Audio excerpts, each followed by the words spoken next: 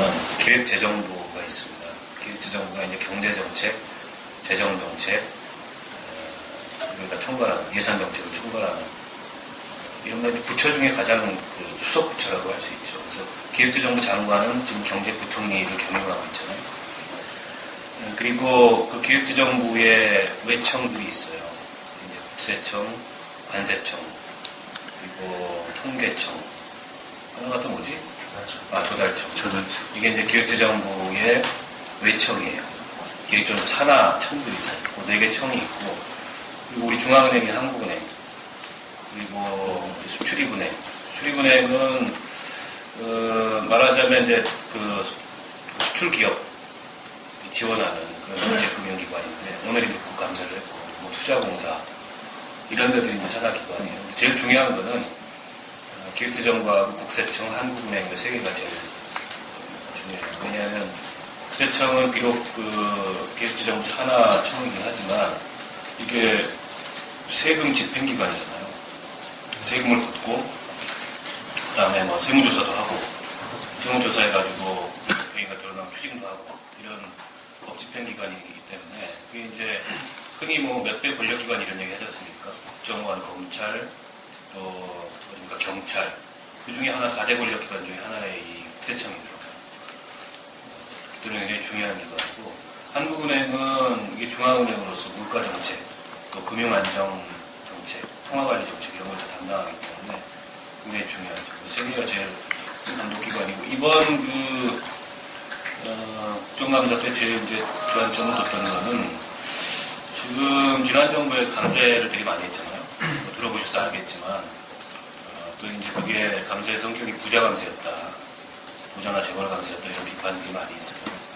그리고 4대강 사업이 대표적인 지난 정부에서 벌였던 국책 사업인데, 그게 이제 한 22조, 또 수자원공사가 진 부채까지 하면 거의 한 30조 인 사업인데, 요즘 4대강 사업에 여러 가지 뭐 부실, 또 생태 오염 이런 문제들이 지적이 되잖아요. 이 두 가지 문제로 인해서 지금 우리 국가재정이 굉장히 불안정해요.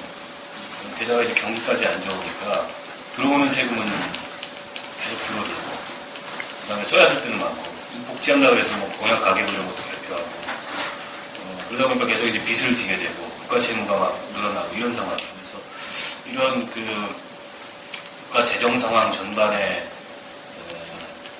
지금 조성된 이런 문제들에 대해서 문제 근원을 찾고 해결, 대안, 요구하는, 이게 이제 국감에서 제일 중요한 포인트 중에 하나였고,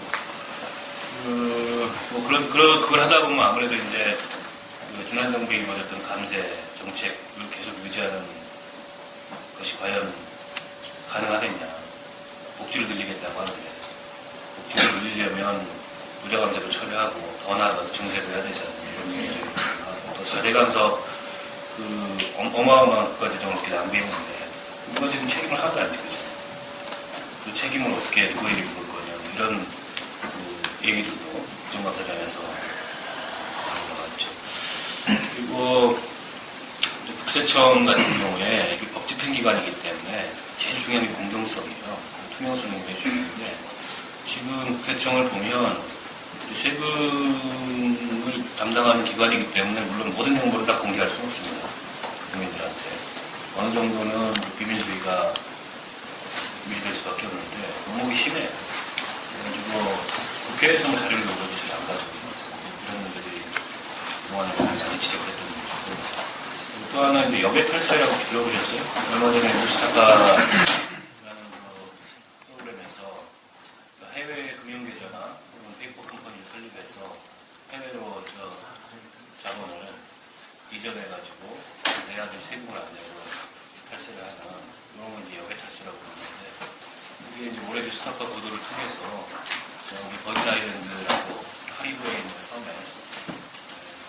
있는 주재 피난처인데, 거기에 이제 한국이 명의로 된 페이퍼 컴퍼니, 이게 이제 확인이 됐잖아요. 이게 이제 뉴스타파가 처음 보도한 게 아니고 ICIJ라고 국제 탐사 보도 언론인 협회라는 전 세계의 그런 탐사 보도를 하는 기자들의 조직, 거기서 그 명단을 유지해서 그걸 이제 한국 뉴스타파하고 같이 분석해가지고 한 300명 정도 명단이 나오고 그 중에 이제 전두환 씨의 아들인 전제국이 설립한 블루 아도니스라는 외부 공간이 나왔고 이게 지금 굉장히 큰 이슈예요. 이제 지금 동아대 국세청이 여배 탈세의 실상, 해외에 한국인이 얼마나 많은 계좌를 갖고 있고 또 얼마나 많은 위장 회사, 유경회사를 갖고 있고 얼마나 많은 자산을 두고 있는지 이런 걸 제대로 파악도 못하고 있어요.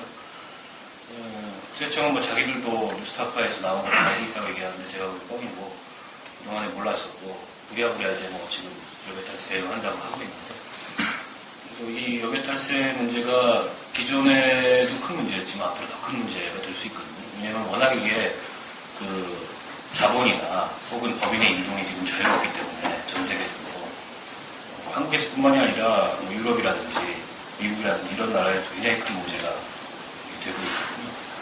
그래서 이걸 어떻게 좀 근원적으로 방지할 수 있는 대책을 마련할 거냐 이게 이제 중요한 또 이번 국감에서 토론 의제 중에 하나였어요. 그래서 여배탈세 관련해서는 제가 지난달에 몇 달 동안 이제 참여연대와 같이 연구를 해가지고 여배탈세 방지를 위한 그 특별법을 개입법 발의를 했어요. 기존에 없던 법인데 새로운 제정법으로 그래서 거기에는 뭐 여러 가지 아무튼 여배탈세를 막기 위한 대책들이 포함이 되어 있어서 이번 국정감사 때 그 어떤 여배탈세 방지 특별법의 중요성 이런 것들을 좀 부각시키기 위해서 세청 효과가 좀 많이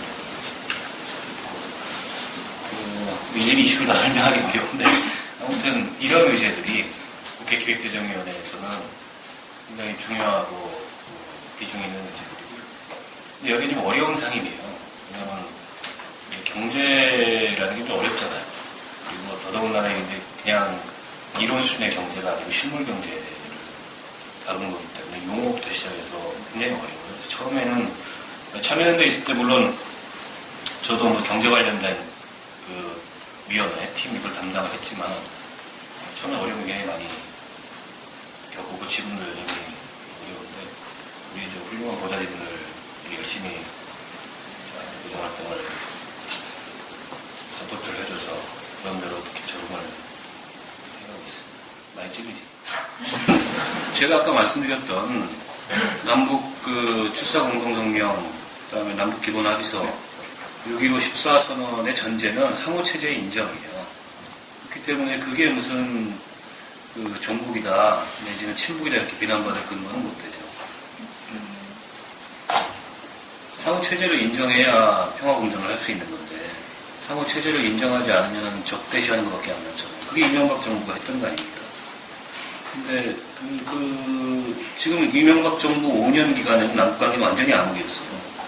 오히려 그 전은 다 후퇴해버렸고 박근혜 정부가 앞으로 어떻게 할지는 모르겠는데 지금 뭐 신뢰 프로세스 이런 얘기를 하고 있어서 좀 지켜봐야 되겠죠.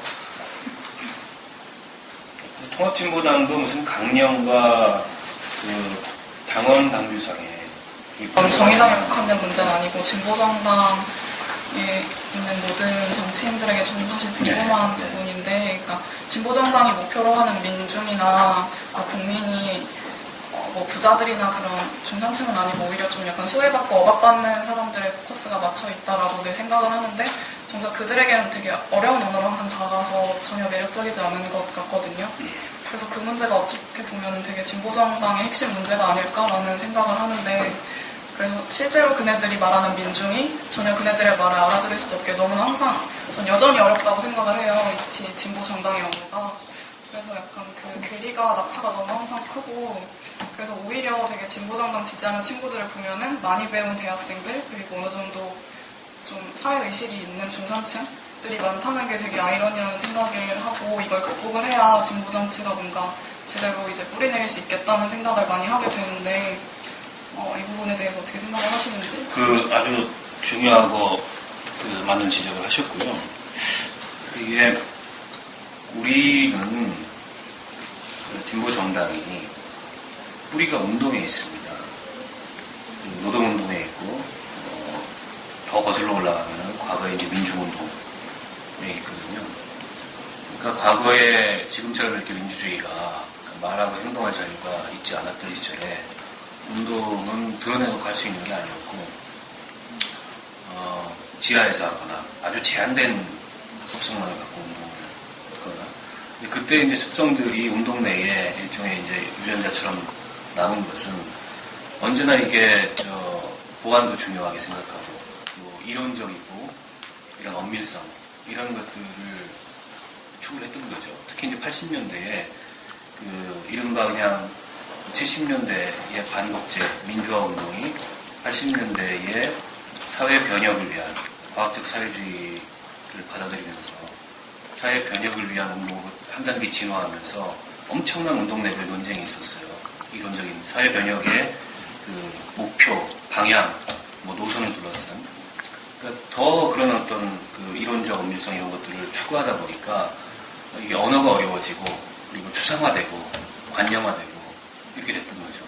근데 이게 이제 뭐 민주화되고 90년대, 2000년대 넘어오면서 대중운동의 시대가 되고 대중정치의 시대가 되다 보니까 그런 언어로는 사실은 국민들과 소통하는 것들이 굉장히 어려운데 여전히 저는 그 한국사회 운동의 DNA 속에 과거의 그런 운동의 습성들이 남아있고 또 이 운동이 기반이 돼서 만들어진 진보정당 내에 그런 경향성들이 남아있다고 생각해요. 저희가 극복돼야 된다고 생각하고. 근데 이제 새누리당 같은 경우에 말을 얼마나 쉽겠습니까? 그러면서 설득력이 있게.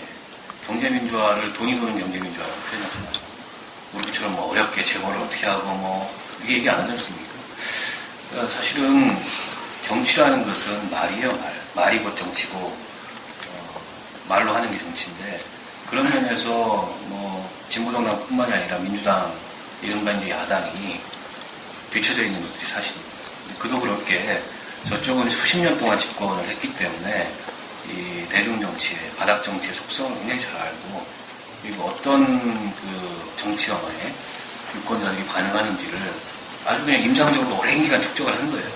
그 경험에서 나오는 전략과 그렇지 못한 경험에서 나오는 전략의 차이가 큰 거죠. 그런 거는 좀 설사 보수 정치라고 하더라도 좀 배워야 될 점이 있다고 생각하고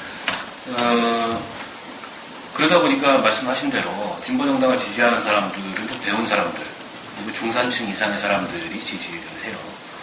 오히려 그 진보정당이 대변하고자 하는 그런 이른바 서민들 또 혹은 뭐 노동자들 가난한 사람들 이분들 같은 경우에는 이제 진보정당의 이 언어나 메시지가 잘 와닿지 않는 거예요. 왜냐하면 그분들 입장에서는 당장 하루하루 먹고 사는 게 중요하고 급한데 한국 사회의 무슨 뭐 변혁이 어떻고 이런 얘기는 전혀 와닿는 얘기가 아니지 않습니까?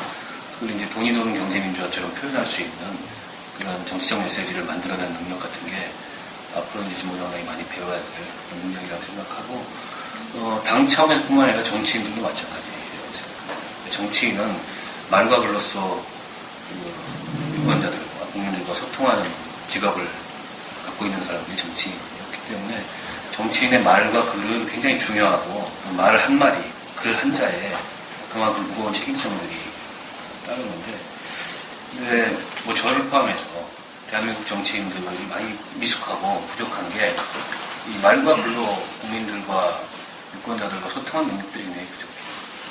그러니까 뭐 오바마라든지 미국의 클린턴이라든지 이런 사람들은 일종의 정치 동물이에요. 예전 아주 젊었을 때부터 정치인으로서 자질도 있었겠지만은 탁월하게 훈련을 받은 그 사람들이 만들어내는 메시지 물론 이제 그건 개인이 아니라 그 집단이 만들어내겠지만 아주 탁월하거든요. 근데 이제 우리 정치 사회는 별로 그런 사람이 많지 않죠. 뭐 김대중 전 대통령이나 노무현 전 대통령 그리고 제가 알기로는 뭐 유시민 전 장관이나 노회찬 전 의원 정도 그 이외에는 그렇게 좀 말과 글로 탁월하게 국민과 유권자들과 소통하는 사람들을 좀 찾아보기가 어려운 게 현실이고 저도 그런 걸 좀 많이 배워야 되겠다 이렇게 생각하는데 저 스스로도 아직도 옛날에 그 80년대 학생운동부터 시작했던 습성이 남아있어서 어렵게 말하고 정확한 개념을 중요하게 생각하고 이런 건 극복돼야 돼요. 이제 제가 아직 초선이니까 양해해 주시고 재선 3선 되면 아시겠죠. 그러니까 지켜보는 국민 입장에서는 되게 답답한 것이 새누리당이 말하는 언어는 너무나 명확하고 되게 쏙쏙 박히고 매력적인데 이렇게 많이 배우고 너무 똑똑한 사람들이 많은 이 진보정당은 왜 이걸 못하나? 약간 이런 생각이 드니까 이제 거기 다른 그런 측면도 있고 저쪽이 훨씬 경험이 많고 전략이 탁월한 것도 있지만 추구하는 가치가 달라서 그런 게 있어요. 그러니까 이게 진보정당이나 뭐 민주당 정도까지도 어쩔 때는 명분, 대의, 정의. 근데 이 새누리당 그 이른바 우리가 흔히 보수라고 얘기하는 쪽은 그보다 훨씬 더 이해관계 중심적이거든요. 그러니까 쉬워요 사람들한테 저쪽이 추구하는 게 뭔지. 내가 뭐가 부족하고 내가 10원이 부족하면 10원 주겠다. 아니면 20원 주겠다. 이게 이제 대한민국의 보수 정치인이고 대한민국의 진보 정치나 이른바 야권의 정치는 그게 지금 누구한테 필요한 거냐? 이 사람한테 필요한 거냐? 이 사람한테 필요한 거냐? 이런 걸 따지는 정치다 보니까 아무래도 그게 다 와서 다가가는 느낌이 다른 거죠. 그래서 사실은 이쪽도 이런 이해관계의 정치를 좀 해야 되는데 그렇다고 명분 없이 대의 없이 정의라는 가치 없이 할 수는 없는 거고 하지만 그런 가치를 갖고도 충분히 사람들의 그런 필요, 요구, 이익 이런 것들에 복무하고 그걸 만족시킬 수 있는 정치를 발전시킬 수 있다고 생각하거든요. 근데 이제 앞으로 많이 좀 노력을 해야 돼요.